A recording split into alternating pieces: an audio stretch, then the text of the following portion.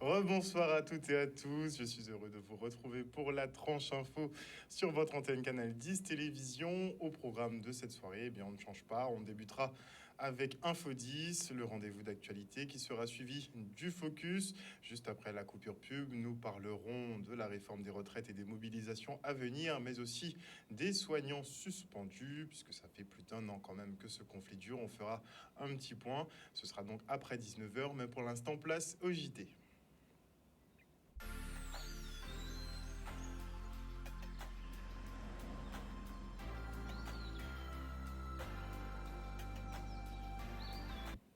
Nous sommes le mercredi 18 janvier 2023 et la situation épidémiologique est stable depuis plus d'un an maintenant.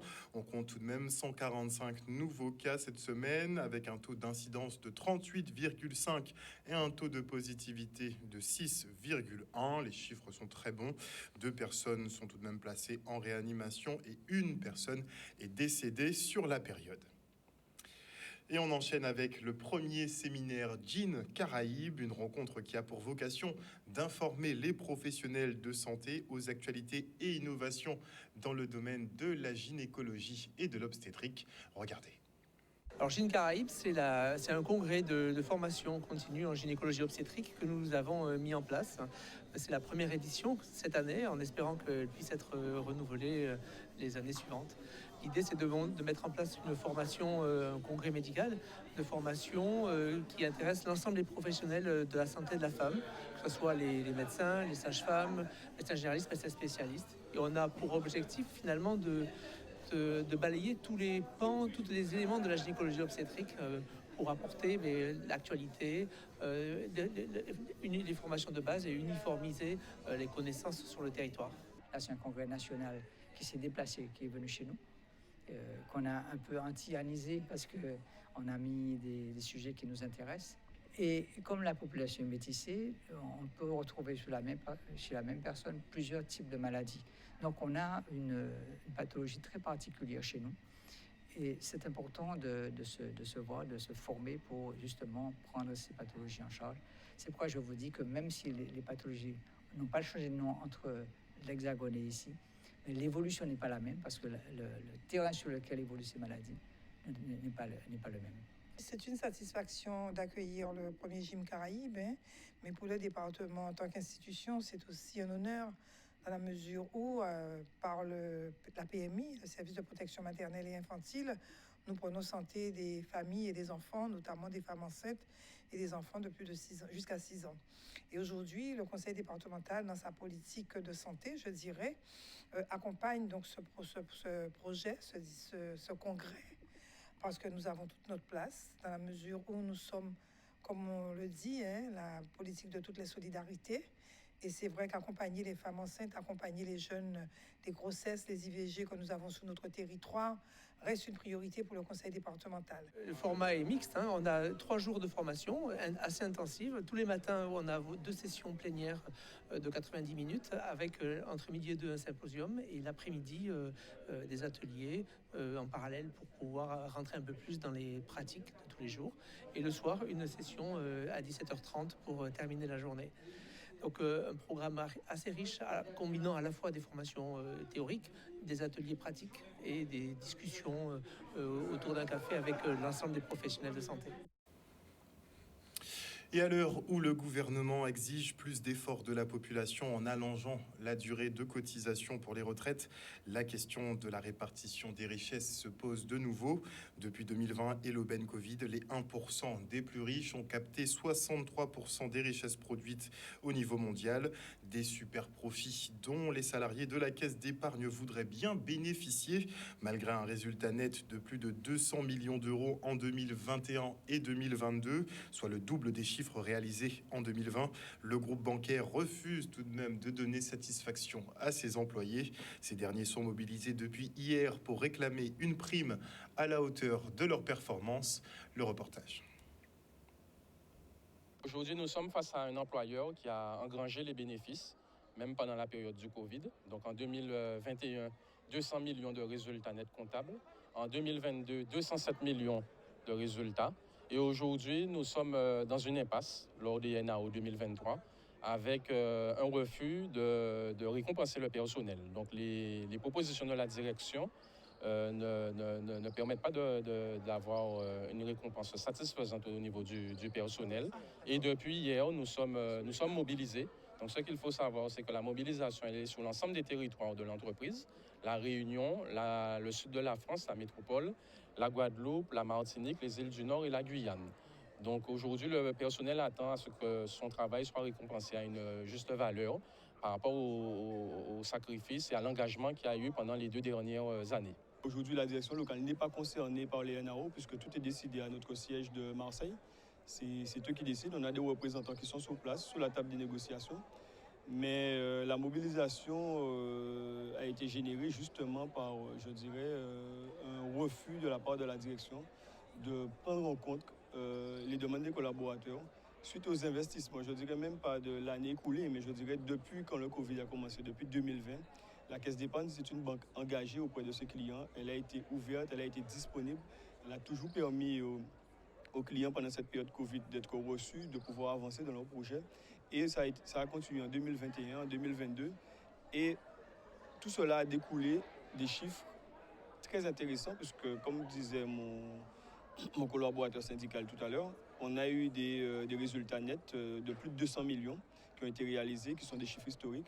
Alors je dis qu'à un moment, la direction doit se rendre compte de l'investissement de ses salariés et doit faire les choses comme elles doivent être faites par un employeur dans une structure aussi importante qui est la Caisse d'épargne. Tous les territoires d'outre-mer sont concernés et ils ne lâcheront pas l'affaire parce qu'on a l'impression qu'on commence à descendre à un niveau de mépris. Après nos renseignements, il y a quelques agences ouvertes, mais ça reste marginal.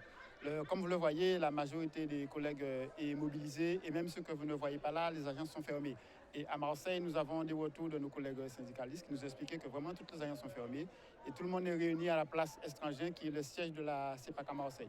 Il faut bien comprendre une chose, c'est que nous sommes dans un contexte économique difficile avec la guerre en Ukraine et ses impacts sur le coût des matières premières qui a fait augmenter le prix de toutes les denrées alimentaires et autres.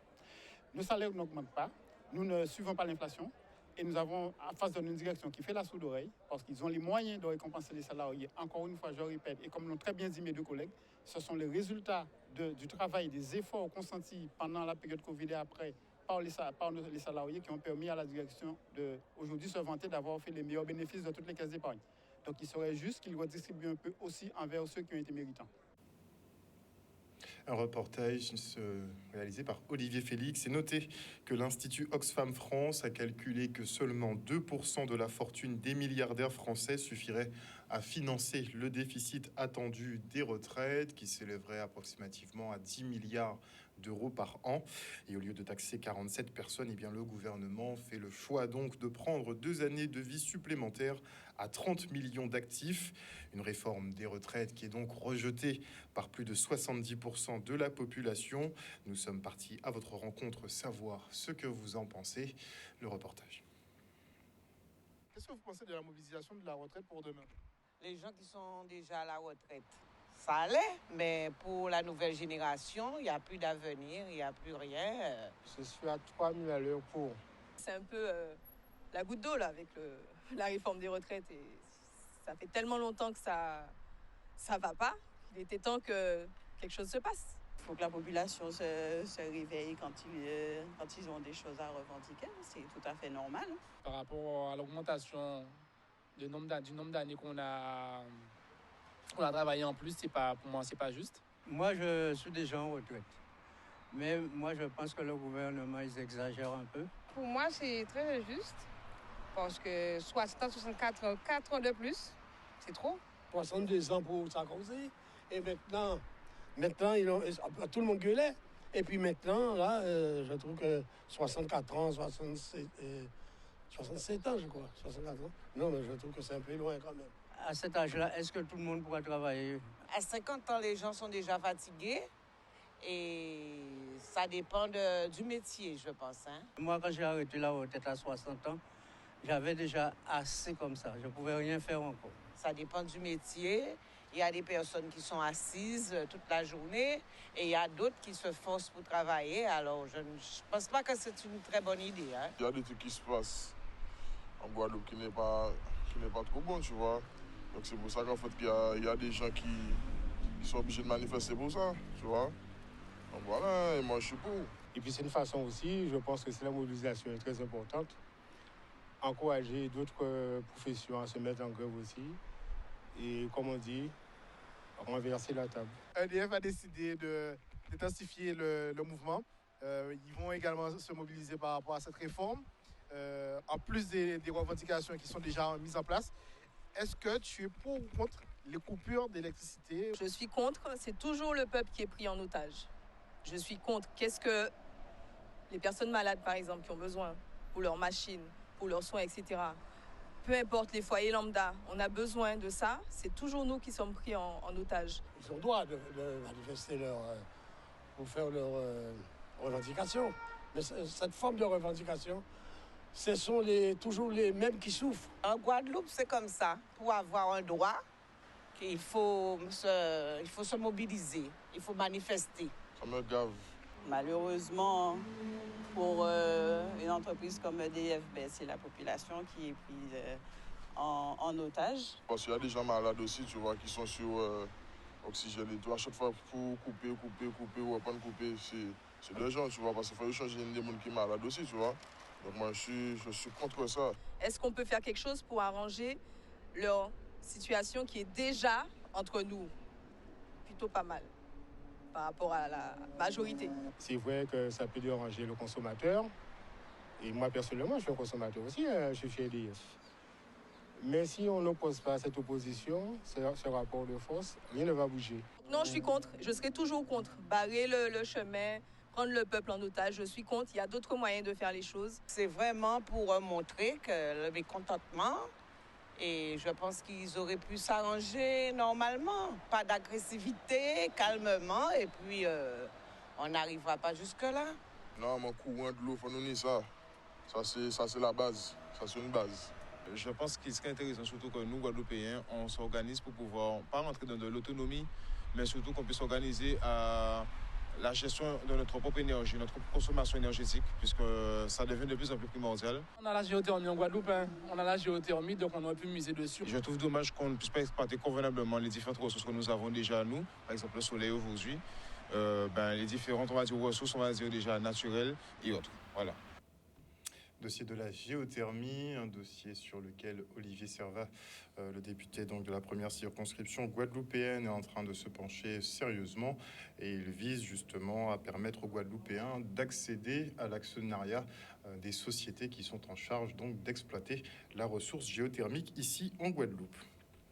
Parlons maintenant de l'enseigne de grande distribution Auchan qui s'installe sur notre territoire. Une arrivée rendue possible grâce à un solide partenariat entre le groupe et Xavier Beltus. Regardez. C'est un projet qui est plutôt très ambitieux. Avoir effectivement la chance de représenter l'enseigne Auchan qui était juste là, jusqu'à présent, pas du tout présente sur notre île.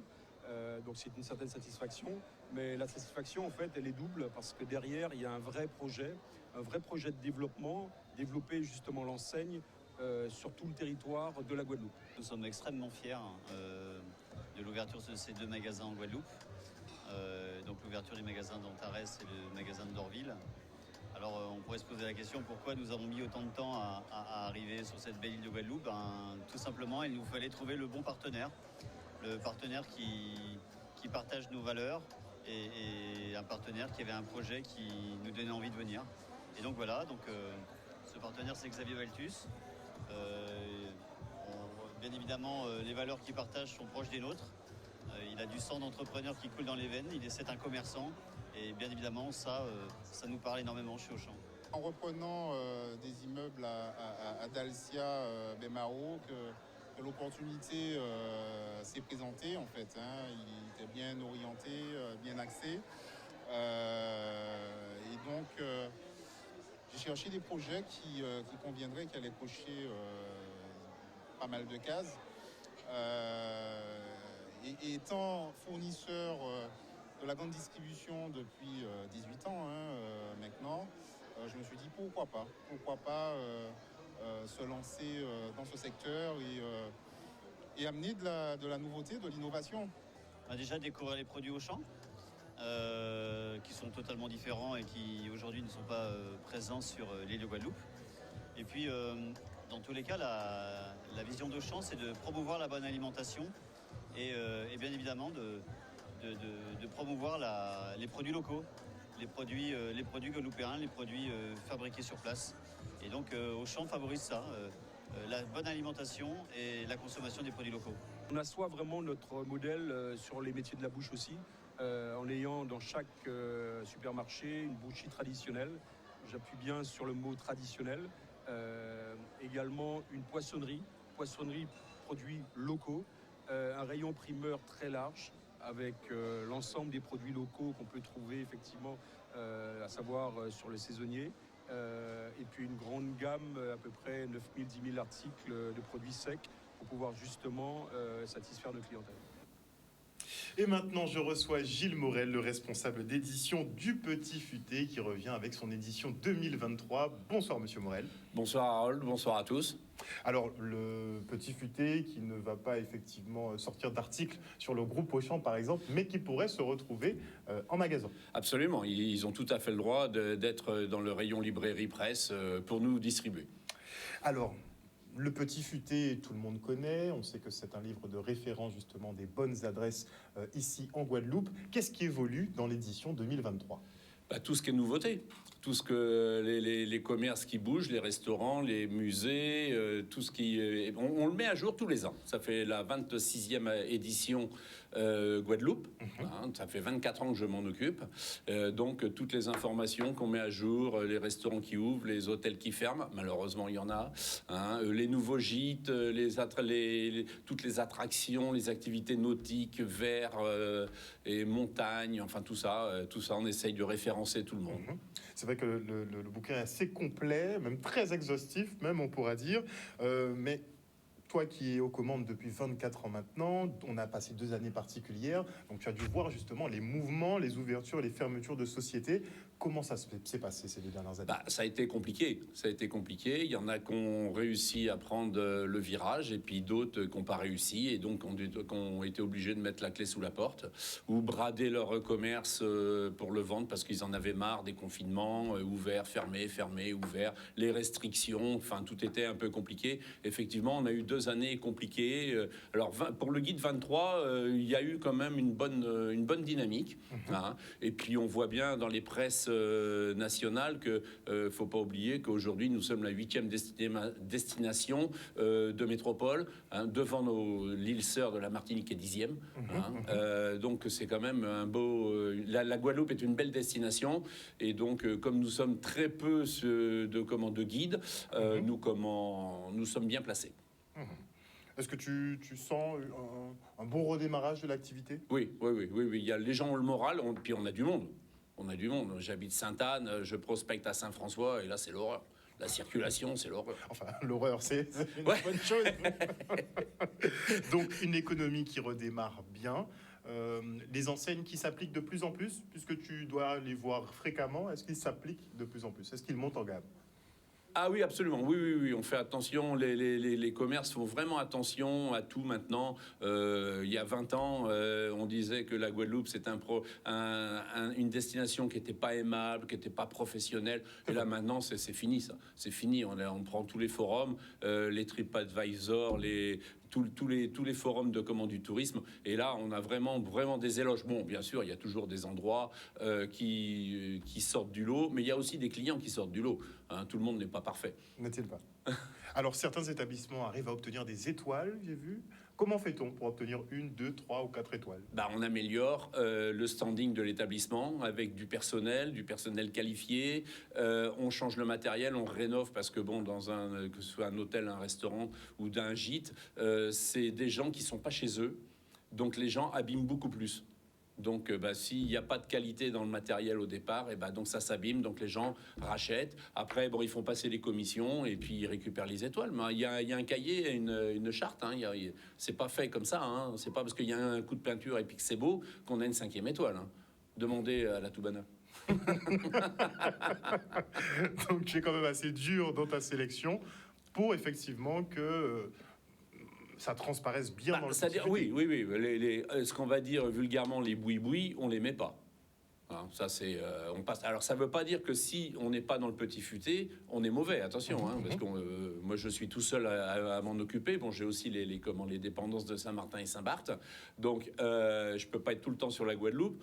Bon, vu mon ancienneté, les gens m'appellent, me disent tiens, il y a un nouvel établissement, c'est pas mal. Ou autrement, bien, pardon. Je suis allé dîner dans tel restaurant, c'était pas terrible, il y a eu ci, il y a eu ça. On me le dit une fois, on me le dit deux fois. Bon, là, on l'enlève si toutefois il était dedans. Très bien. Alors, des hôtels qui ont fermé, beaucoup d'hôtels qui ont fermé ces dernières décennies, mais on a une nouvelle activité qui est en train d'exploser, on peut dire. Ce sont les gîteurs, finalement. Beaucoup de Guadeloupéens sont en train de créer des gîtes. Est-ce qu'il ne va pas y avoir une trop grosse concurrence au niveau des gîtes? Est-ce qu'on n'en a pas trop qui émergent? Je pense qu'il y a déjà une trop grosse concurrence. Parce que comme fait la pub d'une chaîne de location, vous avez les enfants qui sont partis en vacances, pas en vacances, en études en métropole, louez vos chambres. Donc forcément tout ça, on va gagner 3-4 sous, mais il y a déjà trop de monde. Mais il y en a qui sortent du lot. D'accord. On peut avoir des petites adresses? Tes préférés? Il suffit d'aller consulter le Petit Futé sur le site internet petitfuté.com/Guadeloupe, hein, ou mieux aller le chercher dans les grandes surfaces. Alors Auchan, je sais pas, mais les Leclerc l'ont déjà, hein, ou les maisons de presse de la Guadeloupe. Alors le format papier que tu souhaites conserver? Parce que tu as une version numérique. On a une version numérique qui marche très bien, mais apparemment la direction ne veut pas arrêter la version papier et qui marche aussi très bien puisqu'on a encore rajouté des pages cette année.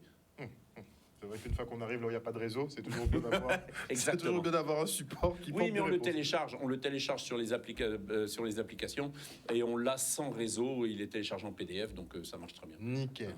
Donc un petit futé que l'on peut trouver dans les grandes enseignes, les grandes surfaces, les maisons de presse, et le commander par internet sur la boutique petitfuté.com. Merci beaucoup Gilles Morel, je le rappelle, responsable d'édition du Petit Futé qui a sorti donc son édition 2023. Et on félicite maintenant les 17 étudiants de la 16e promotion de l'ESSEC qui sont récompensés par la CCI. Après 18 mois de formation, ils décrochent leur sésame et sont diplômés de cette grande école de commerce. Le reportage. C'est important pour nous aujourd'hui de marquer ce moment, que ce soit mémorable pour les récipiendaires, donc 17 qui se sont inscrits pour ce diplôme ESSEC Business School, qui ont réussi, 100% de taux de réussite, et nous voulions, nous, CCIJ, les mettre à l'honneur en ce jour. La remise de diplôme, alors c'est à la fois un aboutissement et un commencement. C'est un aboutissement parce que toute la partie académique est maintenant terminée. Ils ont bien travaillé, ils ont bien appris, ils ont rédigé un mémoire qui, dans la plupart des cas, porte sur une des problématiques de leur entreprise.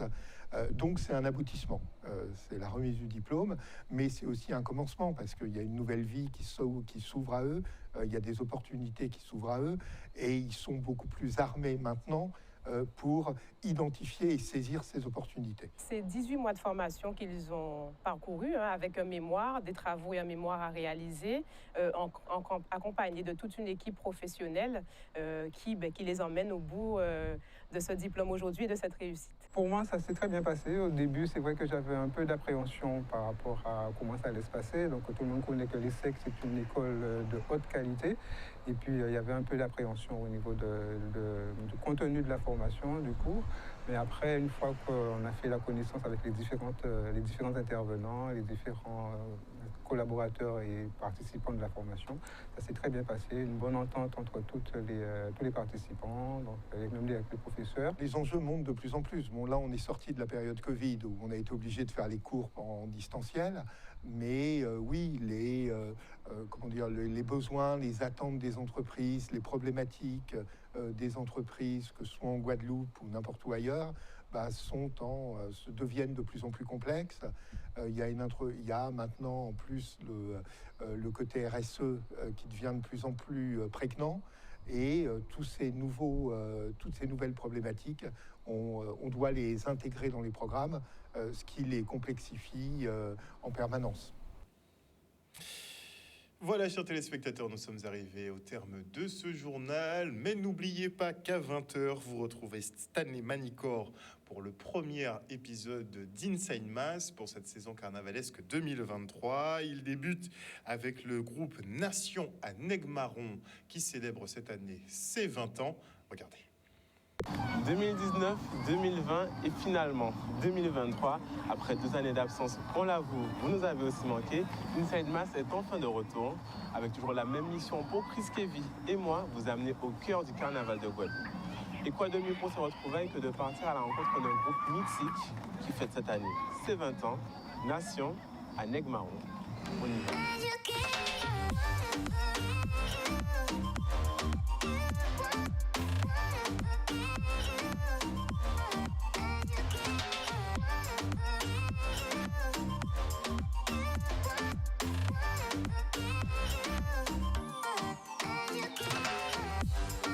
Dès le 18 janvier, rendez-vous tous les mercredis, 20h sur Canal 10.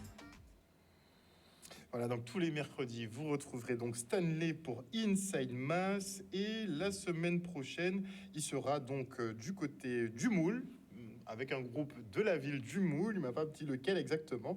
Et la semaine d'après, il sera donc avec un groupe de Basse-Terre, parce qu'il va couvrir un petit peu tout l'archipel et aller voir donc les groupes à masse de toute la Guadeloupe. Félicitations en tout cas pour son travail qui est exceptionnel, vous le verrez à 20h. Voilà, c'est l'heure pour moi de vous dire au revoir. Merci pour votre fidélité à ce programme. On se retrouve demain pour un nouveau journal télé.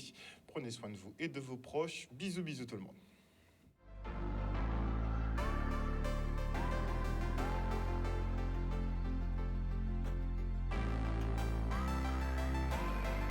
À venir dans la tranche info sur Canal 10, le focus en débrief sur l'actualité locale.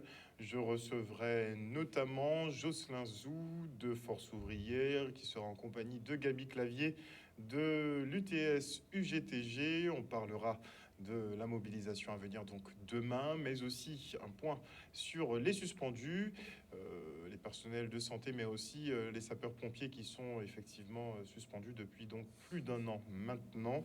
Ce sera donc après la coupure pub. Et avant cela, je dis bonsoir à Samson Duclos, bonsoir à Moïse Tézénas, à Viviane Coton, à Claudie Giraud-Girard, à Gland Gueule, bonsoir à Dominique Landry, à Marie-Hélène Borès, à Patricia Mathurin Félicité, bonsoir à Absalon Hugues Théodore, bonsoir à Ghislaine Calife, bonsoir à qui d'autre,